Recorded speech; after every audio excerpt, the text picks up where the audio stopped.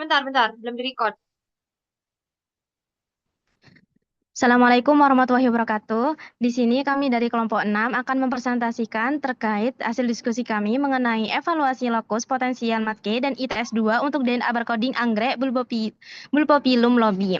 Dengan anggota kami, yang pertama Bunga Neza Atsila dengan NIM akhir 1028, Adinisa Kirana 1029, Putri Amelia Agustin 1030, Nafisa Nurfajrina 1031, dan Clarissa Rizka dengan 10 NIM 1031. 1032. Next. Nah, untuk latar belakangnya sendiri, yaitu Bulbopilum lobby adalah anggrek asli Indonesia, yaitu lebih tepatnya Jawa, Sumatera, Kalimantan. Tanaman ini berpotensi sebagai obat luka bakar, demam, TBC, dan rematik berkat kandungan fenatrena, bibenzil, dan fenipropanoid pada tanaman ini. Untuk identifikasi morfologi, pada tanaman ini tuh sulit dilakukan karena kemiripan organ vegetatif dan sulitnya menemukan bunga di alam, sehingga perlu pendekatan molekuler. Nah, penelitian ini sendiri bertujuan mengidentifikasi potensi gen MATK dan ITS2 sebagai penanda DNA barcoding yang efektif untuk bulbopilum lobby, karena data sekuen di NCBI masih sangat terbatas. Next. Untuk metode penelitiannya sendiri, penelitian ini dilakukan pada Oktober 2021 sampai Januari 2022. Untuk lokasinya di Kebun Botani dan Laboratorium Bioteknologi, jurusan Biologi, Fakultas Matematika dan Ilmu Pengetahuan Alam, Universitas Jember. Next. Untuk alat dan bahan pada penelitian ini, yang pertama alat, itu ada neraca digital, gunting, mortal, pistil, yellow tip, blue tip, beker glass, thermoshaker ala centrifuge, mikrotube 1,5 mili, lemari pembeku minus 20 derajat, mikropipet volume 10, 20, 200, dan 1000 mikrolit. Desikator, PCR mikrotube, mesin PCR, vortex, segelas ukur, tabung Erlenmeyer, hot plate, satu set alat elektroforesis, dan UV transilluminator. Untuk bahannya sendiri, yang pertama sampel daun anggrek Bulbopilum lobby yang diperoleh dari kawasan Gunung Gumitir, Jember. Buffer T-tape, kloroform, RNase, isopropanol dingin, etanol 70%, buffer T, PCR master mix, agarosa, DDH2O, primer MATKE forward, primer ITS2 forward, primer ITS2 reverse, DNA template hasil isolasi, buffer TAE, aquades ethidium bromide, dan DNA marker 100 BP. Next, selanjutnya akan dijelaskan oleh rekan saya.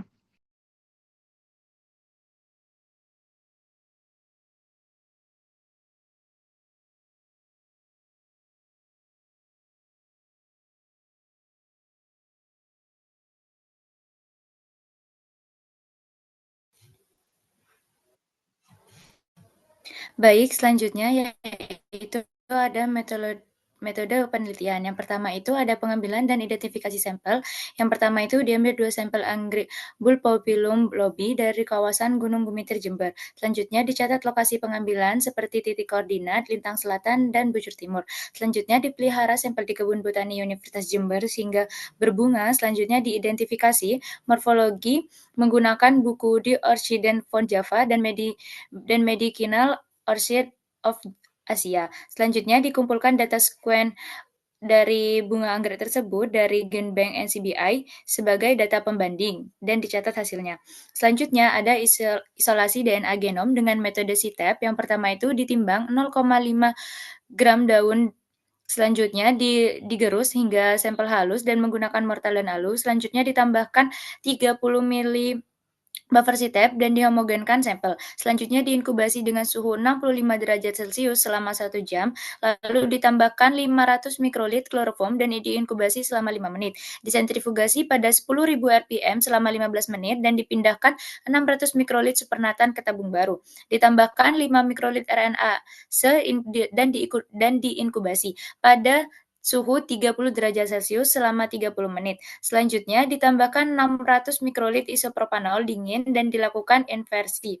Selanjutnya disentrifugasi 2 kali pada kecepatan 10.000 rpm dengan suhu 4 derajat Celcius selama 15 menit dan dibuang supernatan. Dicuci pelet DNA dengan 500 mikrolit etanol 70% dan disentrifugasi pada 10.000 rpm dengan suhu 4 derajat Celcius selama 20 menit dan dikeringkan pelet DNA menggunakan desikator selama 20 menit. Selanjutnya dilarutkan DNA dengan 44 mikrolit buffer TE dan diinkubasi pada suhu 55 derajat Celcius selama 10 menit dan dicatat hasilnya. Next. Baik, selanjutnya yaitu ada metode amplifikasi DNA dengan PCR. Yang pertama itu disiapkan campuran PCR yang terdiri dari PCR master mic, 16 mikrolit DDH2O, 1 mikrolit primer forward, 1 mikrolit primer reverse, dan 2 mikrolit DNA template. Selanjutnya dimasukkan campuran PCR ke dalam tabung PCR dan dijalankan PCR selama 35 siklus dan dilakukan pre-denaturasi dengan suhu 95 derajat Celcius selama 5 menit dan denaturasi dengan suhu 95 derajat Celcius selama 30 detik. Dilakukan annealing dengan suhu 55 derajat Celcius selama 30 detik, extension 72 derajat Celcius selama 1 menit 15 detik, dan final extension 72 derajat Celcius selama 5 menit, serta hold 60 derajat Celcius, dan dicatat hasilnya. Selanjutnya ada elektroforesis DNA, di mana yang pertama itu pasti akan disiapkan gel agarosa sebanyak 1,25% ya, yang mengandung etadium bromida atau ETBR, yang nantinya akan dimuat dengan produk PCR ke dalam sumur gel dan dijalankan elektroforesis pada tegangan 100 volt selama 30 menit dan diamati pita DNA menggunakan UV transluminator dan ditentukan ukuran pita DNA dengan membandingkan terhadap DNA marker dan markernya itu sebesar 100 BP dan dicatat hasilnya. Next.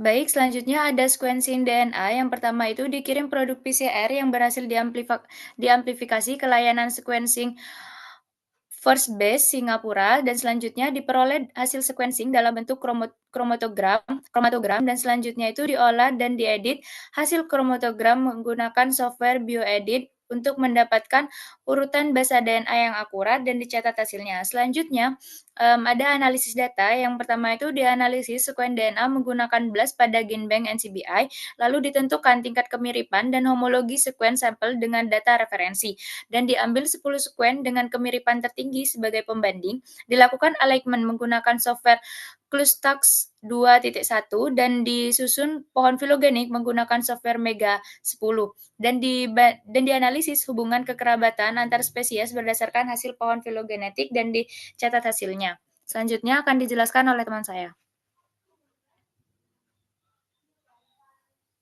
Baik, ini adalah gambar dari anggrek tersebut, yaitu gambar 1A ini adalah Bulbopilum lobi, itu anggrek epifit dengan tipe pertumbuhan simpodial. Nah, tanaman ini memiliki pseudobulb hijau yang berfungsi untuk menyimpan cadangan air dan nutrisi. Nah, untuk gambar 1B ini kan daun. Daunnya itu berwarna hijau, hijau tua, berdaging, berbentuk oblong, bertipe tepi rata atau integer, dan ujung sebelah itu retusus. Untuk permukaan daun tersebut itu halus pada kedua sisi. Nah, gambar 1C itu bunganya, bunga tunggal berwarna kuning dengan corak coklat terdiri atas sepal dorsal, sepal lateral, petal, labellum, dan kolumna yang menjadi ciri khas sebagai spesies Bulbopilum lobi. Next. Nah, ini tuh hasil dari visualisasi proses amplifikasi DNA.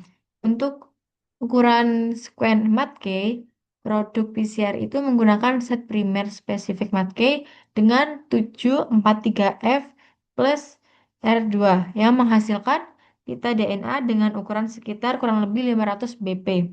Kemudian untuk ukuran sekuen ITS2, dia produk PCR yang menggunakan set primer spesifik yaitu ITS2 DR2F plus 26SE yang menghasilkan pita DNA dengan ukuran berkisar antara kurang lebih 500 BP sampai 600 BP. Nah, kualitas dan spesifitas pita DNA yang dihasilkan sudah memenuhi syarat untuk dilanjutkan ke tahap pembacaan urutan bahasa atau sequencing. Next. Kemudian di sini merupakan gambar dari alignment sequence MATK, di mana di sini ada persejajaran atau alignment sequence MATK yang ditunjukkan adanya 7 variasi genetik basa nukleotida di antara sekuen-sekuen ini. Apabila dibandingkan itu terdapat perbedaan, di mana pertama ada basa adenin B yang berbeda di urutan 1, 5, 6, 8, 27, dan 33. Kemudian basa sitosin pada urutan ketiga dan guanin pada urutan ke-13, dan artinya di mana sekuen MATK ini memiliki 7 posisi yang berbeda. Ini menunjukkan bahwa sekuen Metke ini seragam antar spesies dalam genus Bulbopilum. Dan di sini dapat dinilai bahwa Metke ini kurang tepat atau kurang kuat sebagai penanda pembeda utama untuk mengidentifikasi spesies ini secara spesifik.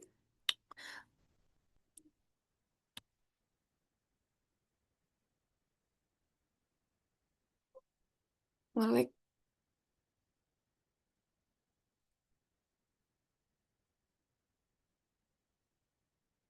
Kemudian di sini ada tabel 1 Blast Medkey dan tabel keduanya itu Blast ITS 2, di mana hasil dari Blast Medkey ini menunjukkan bahwa adanya kemiripan tertinggi, yaitu dengan nilai tingkat 99,20% dengan 2 aksesi Bulbopilum lobi dari Cina, dan juga ada 99,20% dengan Bulbopilum polysticum dan Bulbopilum macranthum dari Malaysia, yang di sini menunjukkan kemiripannya itu sama tinggi 99,20%, dan di sini eh, seharusnya penanda DNA barcoding yang baik itu mampu membedakan satu spesies dari spesies lain itu secara jelas, tapi di sini itu nilainya justru sama rata, menunjukkan METK ini tidak mampu membedakan secara tajam. Kemudian dari hasil blast sequence ITS 2 di sini menunjukkan gambarannya yang lebih informatif, di mana kemiripan tertingginya itu 99,76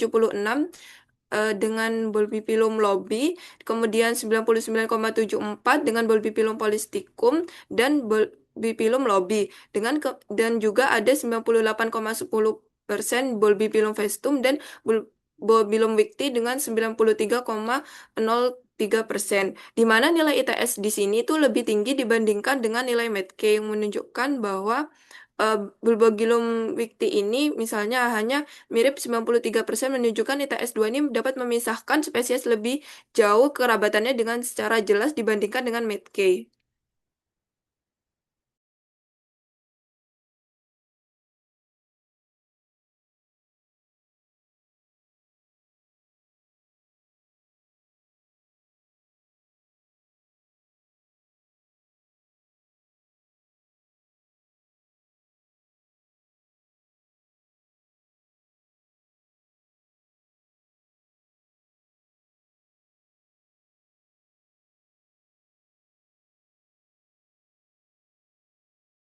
Baik, ini merupakan hasil rekonstruksi pohon filogenetik dari sekuen Matkey dan ITS 2, yang mana pada gambar 5 itu bisa dilihat bahwasannya hasil yang diperoleh itu sampel bulbophyllum lobi dari Gunung Bumitir itu mengelompokkan diri dengan bulbophyllum lobi dari Cina dengan tingkat kemiripan yang sudah dijelaskan tadi bahwasannya 99,20%.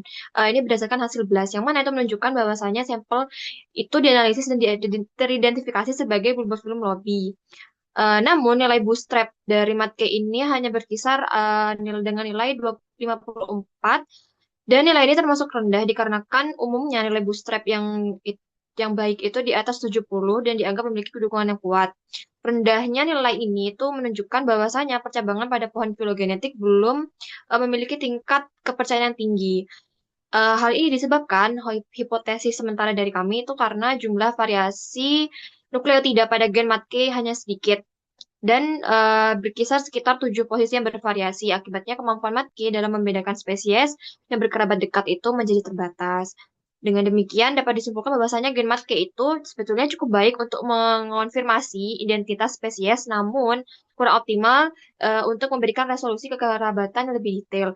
Berbanding terbalik dengan hasil rekonstruksi pada sekuen ITS 2, yang mana uh, sampel bulbofilm lobi dari penelitian ini itu tergabung dalam kelompok monofiletik bersama beberapa sekuen bulbofilm lobi dari Polandia dan Cina, serta berdekatan dengan bulbofilm polystichtum dari Austria.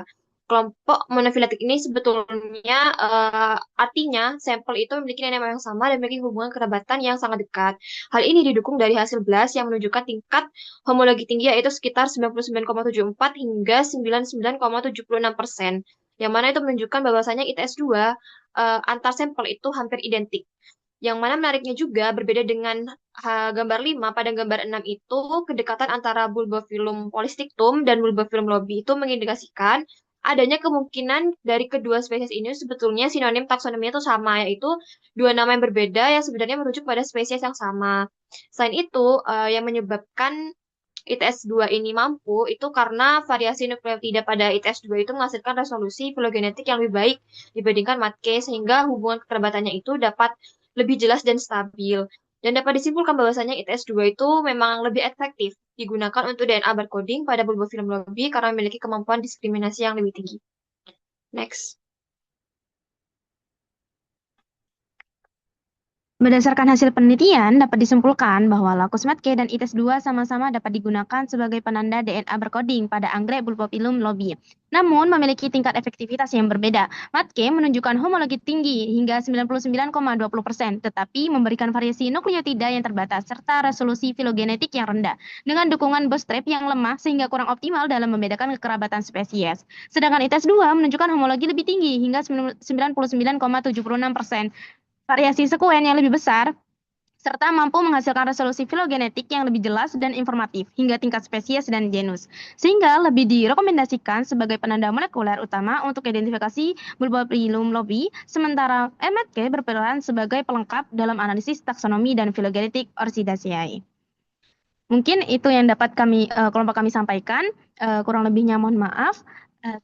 Terima kasih. Wassalamualaikum warahmatullahi wabarakatuh. Waalaikumsalam warahmatullahi wabarakatuh.